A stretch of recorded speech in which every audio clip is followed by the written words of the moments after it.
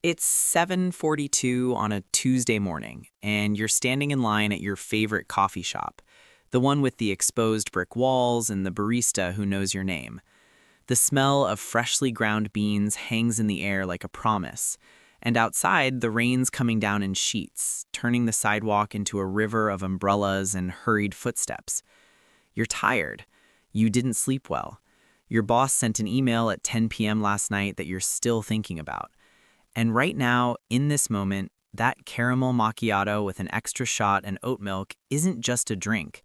It's a tiny act of self-care in a week that's trying to break you. $10.47. You tap your phone against the reader without thinking. The transaction goes through with a satisfying beep.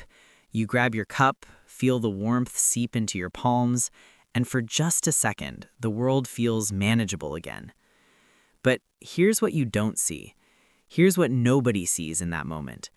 That single purchase, that one small comfort on a rainy Tuesday, just triggered a chain reaction that, over the course of your working life, will cost you more than a brand new Mercedes, more than a down payment on a house in most cities.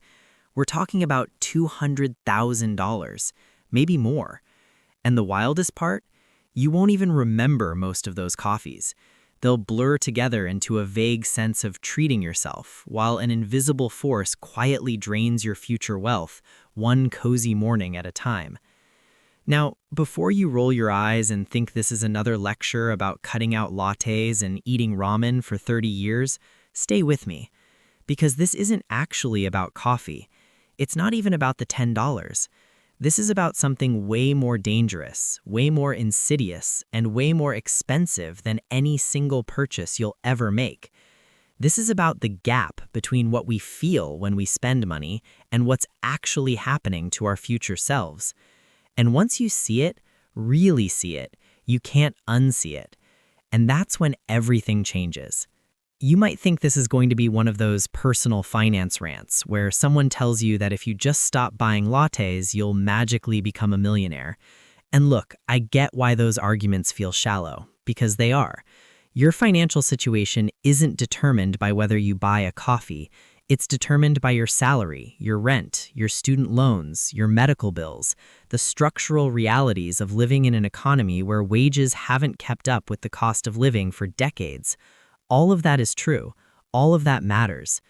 But here's the trap that almost nobody talks about.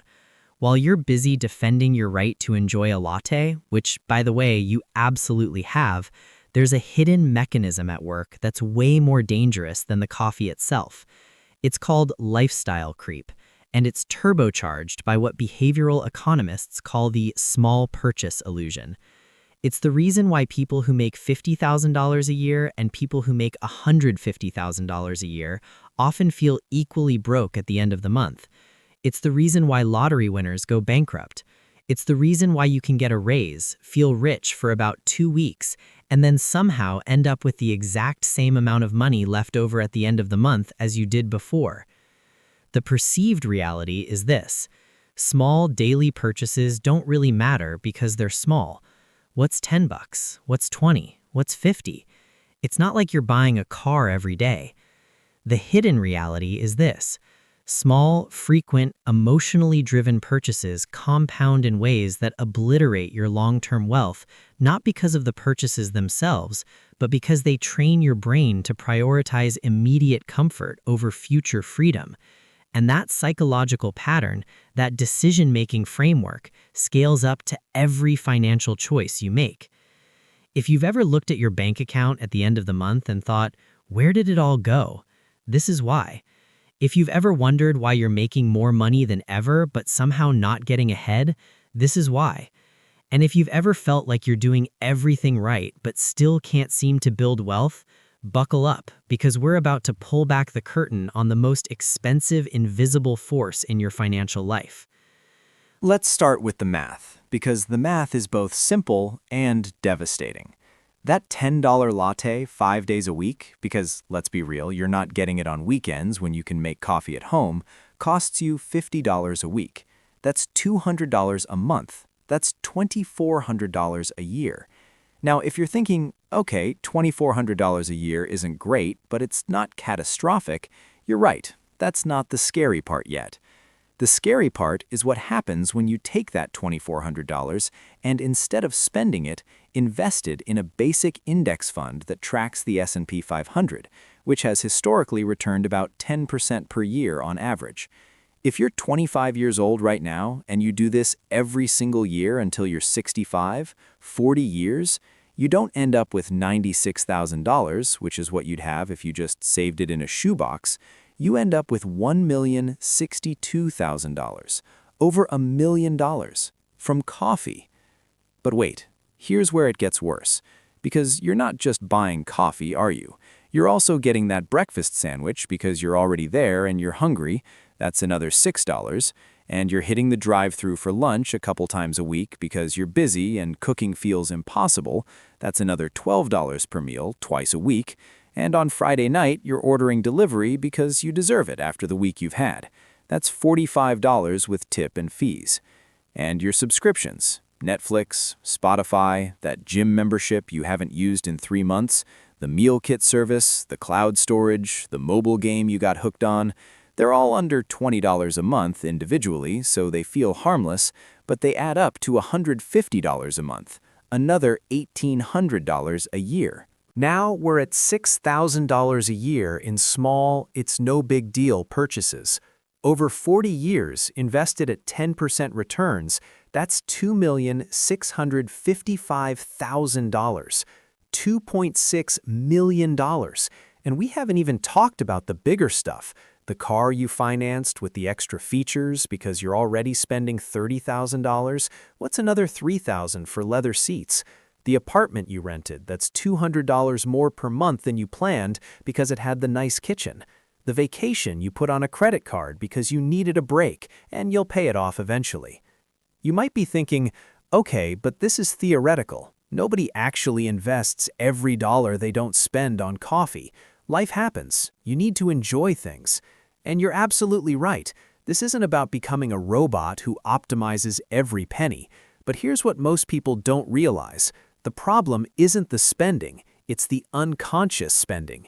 It's the decision-making pattern that treats small purchases as invisible because they don't trigger the same psychological big purchase alarm that buying a car or a house does. Let me tell you about Sarah. Sarah is 32, makes $75,000 a year, lives in a mid-sized city, and by all accounts, she's doing fine. She's not drowning in debt. She's not living paycheck to paycheck. Well, not technically. She has about $800 left at the end of each month after bills. But somehow, that $800 always evaporates. It goes to brunch with friends, $45 here, $60 there. It goes to Target runs, where she went in for laundry detergent and came out with $120 worth of stuff. It goes to that concert she bought tickets for because everyone else was going. It goes to replacing her phone a year early because the new one had a better camera. None of these purchases feel wrong in the moment. Each one is justified, reasonable, even necessary in its own context. But here's the thing. Sarah isn't building wealth. At 32, she has $4,000 in her retirement account. At her current trajectory, she'll retire with maybe $200,000 saved, which will give her about $800 a month to live on for the rest of her life, adjusted for inflation.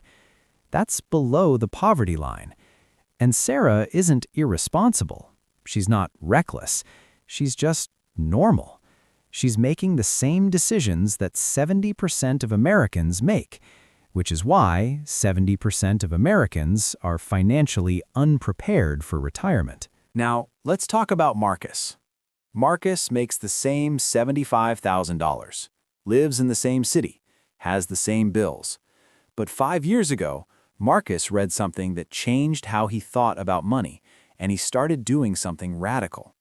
He decided that every purchase over $20 would require a 24-hour waiting period. That's it. That's the whole rule. If he wanted something that cost more than $20, he'd put it in his cart, save it, and wait a day. If he still wanted it the next day, he'd buy it. If not, he'd move on. The first week was annoying. He wanted a new video game. Waited. The next day, he didn't care anymore. He wanted takeout. Waited. Made pasta instead, realized he saved $35, and the pasta was pretty good. But the real shift happened after about a month. Marcus started noticing patterns. He noticed that about 60% of the things he thought he wanted, he didn't actually want a day later. The desire itself was often triggered by boredom, stress, or algorithm-driven marketing that made him feel like he was missing out. 5 years later, Marcus has $47,000 in investments. He's on track to retire with over $1.2 million. And here's the kicker. He doesn't feel deprived. He still goes out. He still enjoys his life. He just stopped making unconscious decisions with his money. He took back control of the steering wheel. You might be thinking, but what about inflation? What about market crashes? What about all the things that could go wrong? Fair questions. Let's address them. Yes, inflation exists, but investments grow faster than inflation over time. That's literally the point of investing. The S&P 500 has returned 10% on average, even accounting for inflation, recessions, crashes, and every catastrophe of the last century. Could the future be different? Sure, but betting that markets won't grow over 40 years is betting against the entire economic engine of human innovation and productivity. It's possible, but historically, it's been the losing bet every single time. And market crashes? They happen. 2008 happened. 2020 happened. 2022 happened. But here's the secret that separates people who build wealth from people who don't. Time in the market beats timing the market every single time. If you invested $10,000 in the S&P 500 in 2008, right before the crash, the worst possible timing, you'd have over $60,000 today. Because you didn't panic, you didn't sell, you let the market do what it always does, recover and grow. So why do we do this? Why do we prioritize the $10 latte over the $200,000 future? Because human brains are terrible at processing long-term consequences.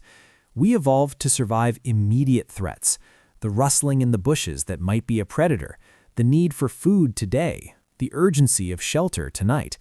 We didn't evolve to plan for retirement 40 years in the future. That's an abstract concept that doesn't trigger any survival instincts. But the stress we feel right now, the need for comfort in this exact moment, that's immediate, that's real, and our brains will prioritize it every single time unless we consciously intervene. Behavioral economists call this present bias or hyperbolic discounting. We value immediate rewards exponentially more than future rewards, even when the future rewards are objectively much larger. If I offered you $100 today or $200 in a year, most people would take the $100 today, even though waiting is a 100% return on investment, better than almost any investment you'll ever find. But the immediate gratification is so powerful that it overrides rational decision-making. And here's where it gets even more insidious. Companies know this about you. Every app, every store, every marketing campaign is designed to exploit your present bias. The buy now, pay later button, the one-click purchase option, the subscription that auto-renews, the algorithm that shows you exactly the thing you didn't know you wanted until 30 seconds ago. They're all engineered to bypass your rational brain and trigger your emotional brain, the part that says, yes, I deserve this, I need this, this will make me feel better right now. And you know what? Sometimes it does make you feel better. For about 20 minutes, and then it's gone, and you're exactly where you were before, except now you're $50 poorer, and your future self is $1,000 poorer because of compound interest working in reverse. So what do? How do you break this cycle without turning into a miserable hermit who never enjoys anything? Here's the framework that actually works. And it's not about deprivation, It's about intentionality. Step 1. Automate your future before you see your present. The number one reason people don't invest isn't that they don't have money, it's that they try to invest what's left over at the end of the month. And there's never anything left over because expenses expand to fill available cash. Instead, the day you get paid, automatically transfer 15 to 20% of your income into a retirement account or investment account. You never see it. You never have the chance to spend it. Your lifestyle adjusts to the remaining 80%, and within 2 months, you won't even notice it's gone. Step 2. Implement the 24-hour rule for non-essential purchases over $20. This is Marcus's rule, and it's brutally effective. You're not saying no to yourself, you're just saying not yet. Most of the time, the desire will pass. When it doesn't, when you still want it the next day, buy it guilt-free. You've earned it, but you've now separated impulse from intention. Step 3. Track 1 month of spending. No judgment. Don't try to change anything, just observe. Use an app, use a spreadsheet, use a notebook. Write down every single dollar you spend for 30 days. At the end, categorize it. How much went to food, entertainment, subscriptions, random stuff you don't even remember buying? This isn't about shame, it's about awareness. You can't change patterns you can't see. Step 4. Run your own compound interest calculation. Go to any compound interest calculator online. Plug in your age, your target retirement age, and the amount you're currently spending on discretionary stuff each month. See what that number becomes over time if invested. Then decide, consciously decide, which expenses are worth it and which aren't. Maybe the latte is worth it to you. Maybe it brings you genuine joy and peace, and that's valuable. Fine. But maybe the 3 streaming services you barely use and the gym membership you haven't touched in 4 months aren't worth it. Make that decision from a place of awareness, not autopilot. Step 5. Redefine treating yourself. We've been conditioned to think that treating ourselves means spending money. But what if treating yourself meant giving your future self freedom? What if treating yourself meant waking up in 20 years and realizing you can retire early, or switch careers without fear, or help your kids with college, or take that 6-month sabbatical you've always dreamed about? That's the real luxury. That's the real self-care. The latte gives you 10 minutes of comfort. Financial freedom gives you decades of peace. Look, here's the truth. Nobody's going to do this for you. Your employer isn't going to force you to invest. The government isn't going to build your wealth for you. Your future self can't travel back in time and make better decisions on your behalf. This is on you. But that's actually the good news, because it means you have control. You have agency. You can start today, right now, and change the entire trajectory of your financial life. It doesn't require a 6-figure salary. It doesn't require perfect discipline. It doesn't require you to live like a monk. It just requires you to wake up from the unconscious spending trance that most people sleepwalk through for their entire lives. So here's what I want you to do. Pause this video, open your banking app, and set up an automatic transfer of 10% of your next paycheck into a retirement or investment account. If you don't have one, open a Roth IRA or a brokerage account. It takes 10 minutes. Start with 10%. If that feels like too much, start with 5%.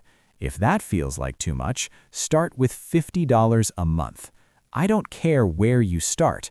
I care that you start. Because here's what nobody tells you. The difference between people who build wealth and people who don't isn't intelligence or luck or even income.